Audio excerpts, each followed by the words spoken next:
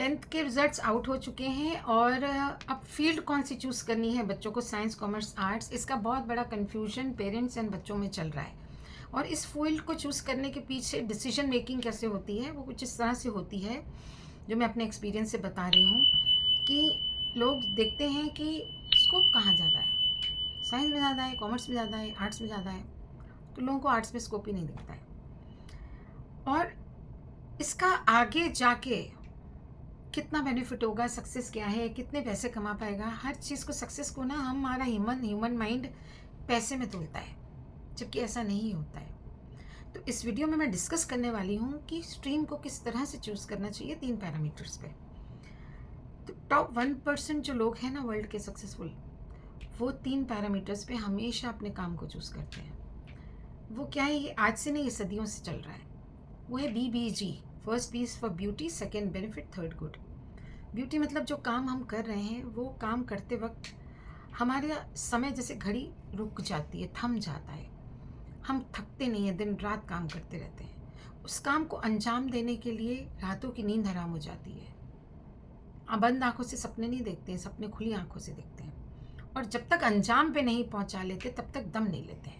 इतना जॉयफुली, इतना इंटरेस्टिंगली उस काम को करते हैं, भले तुरंत रिजल्ट नहीं आ रहा हो, इट्स ओके, बट वो काम का जो अंजाम होता है ना, वो जो अंजाम जो खुशी देता है, जो सक्सेस देता है, उसका नशा और मज़ा ही अलग होता है। Second is benefit.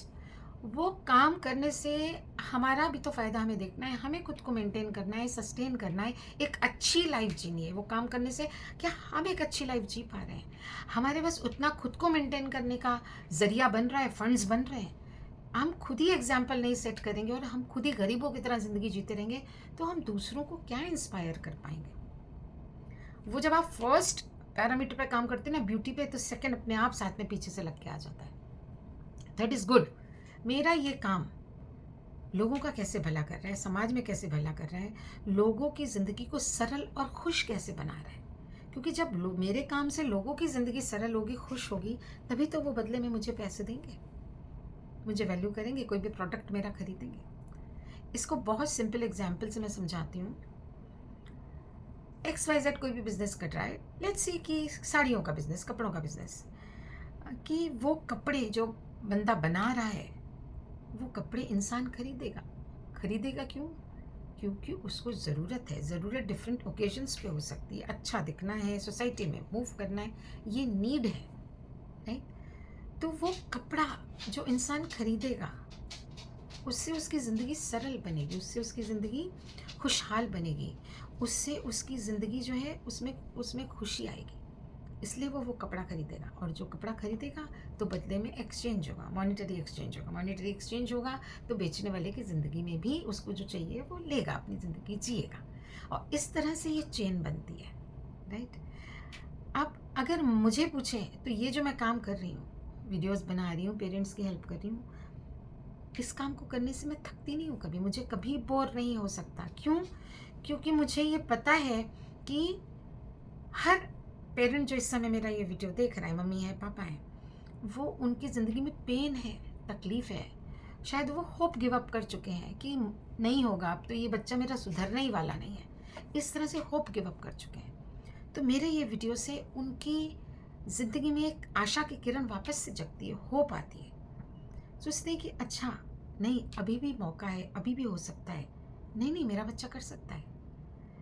तो उस तरह की होप क्रिएट करते हैं, और जो जेन्युइन है, जो रियल है, राइट। मैं कर सकती हूँ अकेले, तो आप क्यों नहीं कर सकते, राइट। सिंपल स्ट्रैटेजी लगाने की ज़रूरत है, मेरे वीडियो में मैं बार बार बोलती रहती हूँ। तो आपको ढूंढना ये है कि आपके बच्चे का ब्यूटी एरिया क्या है, उसको कौन से काम कर रहा है। वो स्क्रीन छोड़िए, आप लोग के दिमाग में यही आएगा, TV, mobile, screen, reels scroll करना। बट ये जो स्क्रीन एडिक्शन है ना, ये बच्चे आउट ऑफ जॉय नहीं कर रहे हैं, वो आउट ऑफ स्ट्रेस कर रहे हैं। एस्केपिज्म आपको फेस नहीं करना चाहते, स्कूल से स्ट्रेस्ड होके आते हैं, पढ़ाई को फेस नहीं करना चाहते, इसलिए घुसते हैं उसमें, क्योंकि वो अभी इंडिपेंडेंट नहीं है। लेकिन उनका एक एरिया है जहाँ पे BBG है, डेफिनेटली है, 100% ही है।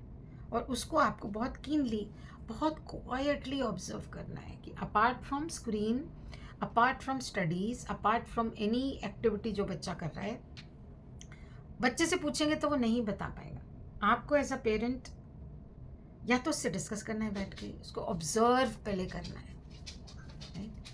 तो आपको समझ आएगा। अगर आपको समझने में प्रॉब्लम हो रही है तो डिस्क्रिप्शन में नीचे लिंक दिया है, मेरी आर्मी ऑफ अनडिफिटेड मदर्स है, उसको ज्वाइन करें। वहाँ हम डिस्कस करते रहते डिटेल में, आपको ज़रूर एक रास्ता मिलेगा डिस्कस करने का मेरे से। तो ये चीज़ों को पैरामीटर पे देखिए आप। सबसे पहले ये देखिए कि मेरा बच्चा ऐसा क्या है, वो कुछ भी हो सकता है, वो ड्राइंग हो सकता है, वो स्टिचिंग हो सकता है, वो सैलड ड्रेसिंग हो सकता है, वो कुकिंग हो सकता है, वो स्वीट मेकिंग हो सकता है, वो कोई गेम हो सकता है, आउटडोर इंडोर। अभी रिसेंट देखिए ना, चेस प्लेयर यंगेस्ट इंडिया का बना है ना। तो आपको इन चीज़ों पे ध्यान देना है बच्चे की किस एरिया में है, और उस तरफ उसको आगे बढ़ाते जाना, बढ़ाते जाना, बढ़ाते जाना। आपको आगे बढ़ाने के लिए कुछ नहीं, सिर्फ पीछे ये बच्चे को एहसास दिलाना है कि हम तुम्हारे पीछे खड़े हैं, तुम गिरोगे नहीं, गिरोगे तो हम हैं संभालने वाले, दैट्स इट। इसके अलावा कुछ करना ही नहीं। ये कॉन्फिडेंस जो उसको बच्चे को मिलता है, तो उसको दुनिया की कोई ताकत हरा ही नहीं सकती, राइट? और डिटेल में डिस्कस करना है तो मेरा नंबर भी है, आप व्हाट्सएप पे कनेक्ट कर सकते हैं, ईमेल डाल सकते हैं, हम डिटेल में डिस्कस कर सकते हैं। I wish you all the best. Right career choose करें, राइट वे में बच्चे जाएँ, खुशहाल ज़िंदगी जिएँ। अग्री करते हैं तो कमेंट में डालिए agree, and just make the life simple and easy. Take care, bye bye.